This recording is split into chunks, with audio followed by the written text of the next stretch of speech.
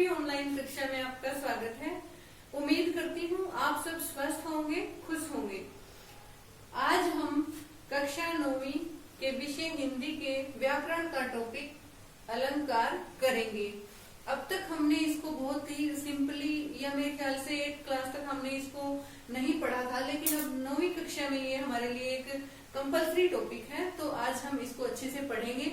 अगर इसको थोड़ा सा आप समझ लोगे तो ये ज्यादा मुश्किल नहीं है। अभी आप सोच रहे हैं कि हम कितनी सारी काव्य पंक्तियों में कैसे अलंकार पहचानेंगे या कितनी सारी काव्य पंक्तियां हम अलंकारों के एग्जाम्पल के लिए हम याद करेंगे, तो ऐसी कोई बात नहीं है। एक बार अलंकार का टॉपिक हम अच्छे से समझ लेंगे तो हमारे लिए जो कविताएं आगे हम पढ़ेंगे उनकी पंक्तियों में अलंकार ढूंढना बहुत आसान हो जाएगा, इजी हो जाएगा, अगर थोड़ा सा हम इनकी परिभाषाओं को ध्यान से देख लेंगे तो। अब देखो अलंकार, सबसे पहले इसी शब्द को देखें एक बार। अलंकार दो शब्दों के मेल से बना है, अलंकार। अलम होता है अलंकृत, कार होता है करने वाला, अर्थात अलंकृत करने वाला, सुशोभित करने वाला, सजाने वाला मीन्स विभूषित कर देने वाला। ठीक है, तो अलंकार क्या होता है? सौंदर्य को बढ़ा देने वाला। अलंकृत होता है सौंदर्य को बढ़ाने वाला। ठीक है, फिर उसके हम वर्ड मीनिंग की बात करेंगे, उसके शाब्दिक अर्थ की हम बात करेंगे कि अलंकार का शाब्दिक अर्थ होता क्या है। अलंकार का शाब्दिक अर्थ होता है गहना या आभूषण मीन्स जेवर। जिस प्रकार महिलाएं अपना सौंदर्य बढ़ाने के लिए आभूषण पहनती हैं, गहने पहनती हैं, श्रृंगार करती हैं, तो उसी प्रकार जो है अलंकारों का प्रयोग भी सौंदर्य को बढ़ाने के लिए किया जाता है। अब देखो अलंकारों का प्रयोग साहित्य में गद्य भाग में नहीं किया जाता, मीन्स जो हम पाठ पढ़ते हैं उनमें अलंकार नहीं है। पद्य भाग में इनका प्रयोग किया जाता है, मीन्स पद्यांश में, कविताओं में, काव्य खंड में जो है अलंकारों का प्रयोग किया जाता है, ताकि कविताओं की सुंदरता को और ज्यादा बढ़ाया जा सके। तो अच्छा, अलंकारों का प्रयोग कवि ने फिर कविताएं सुंदर होती हैं, ऐसी कोई बात नहीं है कि अलंकारों के कारण ही उनमें सौंदर्य आएगा। वो अपने आप में सुंदर होती हैं, लेकिन उनके सौंदर्य को और ज्यादा बढ़ाने के लिए जो है अलंकारों का प्रयोग किया जाता है। किसी कवि ने, बहुत पहले जमाने के किसी कवि ने कहा है कि अलंकृति इति अलंकार है, अर्थात जो अलंकृत कर दे, सजा दे, किसी को विभूषित कर दे, तो वो क्या कहलाते हैं? अलंकार कहलाते हैं। तो कवि जो है अपनी कविताओं के काव्य सौंदर्य को बढ़ाने के लिए अलंकारों का प्रयोग करते हैं। अब अगर हम इसको परिभाषित करने लग जाएं, तो कम से कम शब्दों में हम किस प्रकार अलंकार की परिभाषा लिखेंगे कि काव्य की शोभा बढ़ाने वाले तत्व क्या कहलाते हैं? अलंकार कहलाते हैं। मीन्स कविताओं का सौंदर्य और ज्यादा बढ़ जाता है जब उनमें अलंकारों का प्रयोग कर दिया जाता है। उनमें लयात्मकता आ जाती है, संगीतात्मकता आ जाती है, और ज्यादा रुचिकर लगने लगती हैं, कंठस्थ याद करने को मन करता है कविताओं को। तो ये सारी चीजें कब होती हैं?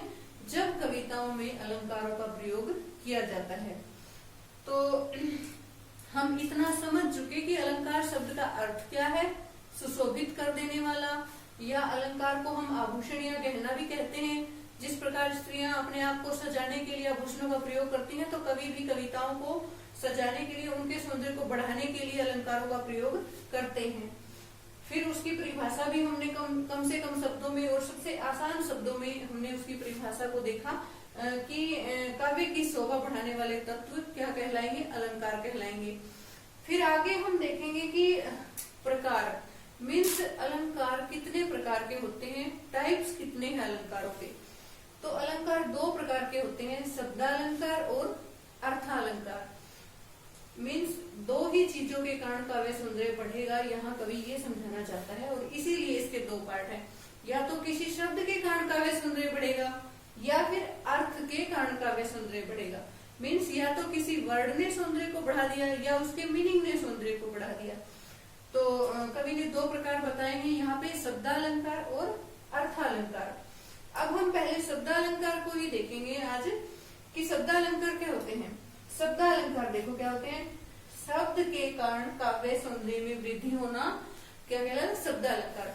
जहाँ पे केवल शब्द के कारण काव्य सौंदर्य बढ़ेगा वहां शब्दालंकार होते हैं।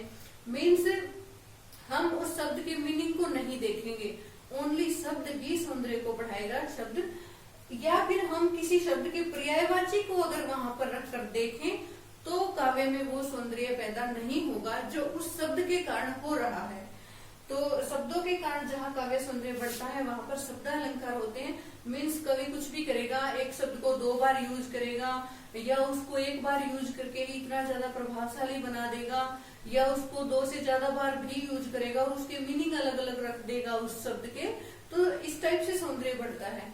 या एक ही वर्ण की कवि बार बार मतलब यूज करेगा, एक ही वर्ण का प्रयोग करेगा किसी काव्य पंक्ति में, तो वहां पे जो है सौंदर्य जब बढ़ता है तो वो शब्दालंकार के कारण बढ़ता है। ठीक है, तो अब देखिए क्या होता है। शब्द के कारण काव्य सौंदर्य बढ़ेगा, वहां शब्दालंकार होते हैं और शब्दालंकार के 4 भेद हैं। सबसे पहले है अनुप्रास अलंकार, वेरी इजी, हम बाद में इसको डिस्कस करेंगे। फिर यमक अलंकार, यमक अलंकार भी शब्दालंकार का भेद है। इस अलंकार में भी शब्दों के कारण ही काव्य सौंदर्य बढ़ेगा। उसके बाद है सलेश अलंकार, सलेश अलंकार भी शब्दालंकार का पार्ट है। इसमें ना मीनिंग देखा जाएगा, ना ही उसका मतलब ना तो उसका मीनिंग देखा जाएगा, ना ही हम उसके पर्यायवाची को वहां रख के देख सकते, केवल वो शब्द ही सौंदर्य को बढ़ाएगा। ठीक है, फिर है पुनरुक्ति प्रकाश अलंकार। पुनरुक्ति मीन्स पुनरुक्ति बार बार, पुनरुक्ति मीन्स होता ही है कि पुनरुक्ति, पुनः उक्ति मीन्स बार बार किसी चीज का आना, किसी शब्द का आना और फिर सौंदर्य का बढ़ना। तो ये जो 4 भेद हैं शब्दालंकार के, इन चारों भेदों में केवल किसी शब्द के कारण ही या वर्ण के कारण, अनुप्रास में एक ही वर्ण बार बार आता है तो वो सौंदर्य को बढ़ा देता है। तो यहाँ पे मीनिंग नहीं देखेंगे हम, केवल शब्द के कारण काव्य सौंदर्य में चमत्कार उत्पन्न होगा। अब देखो आज हमने कितना कुछ डिस्कस किया है इसमें। केवल अलंकार, अलंकार शब्द का मतलब क्या है, उसका वर्ड मीनिंग क्या है, शाब्दिक अर्थ क्या है, या फिर उसको हम परिभाषित कैसे करेंगे कि काव्य की शोभा बढ़ाने वाले तत्व क्या कहलाएंगे, अलंकार कहलाएंगे। फिर उसके टाइप्स मीन्स प्रकार कितने हैं अलंकारों के, शब्दालंकार और अर्थालंकार। मीन्स या तो शब्द के कारण सौंदर्य बढ़ेगा कविता में, किसी पंक्ति में, या फिर अर्थ के कारण काव्य सौंदर्य में वृद्धि होगी। फिर हम शब्दालंकार को हमने जान लिया कि केवल वर्ड पे ही जाएंगे हम, मीनिंग पे नहीं जाएंगे, शब्द ही सौंदर्य को बढ़ाएगा तो वहां शब्दालंकार होता है। उसके फिर हमने ओनली भेदों के नाम देखे हैं कि कौन कौन से भेद होते हैं, अनुप्रास, यमक, सलेश और पुनरुक्ति प्रकाश अलंकार। अगले वीडियो में हम जो है शब्दालंकार के जो भेद हैं उनको उदाहरण सहित परिभाषित करेंगे, समझने की कोशिश करेंगे। अभी आप इसको इतना ही ध्यान से देखें कि अलंकार होते क्या हैं, कहाँ प्रयुक्त होते हैं, क्यों इनका प्रयोग किया जाता है, कितने प्रकार के होते हैं, और फिर शब्दालंकार के भेदों के नाम क्या क्या हैं। ये आपको जो है याद रखना है। नेक्स्ट वीडियो में जब हम पढ़ेंगे तो आगे इनको एक्सप्लेन करेंगे और अच्छे से। धन्यवाद।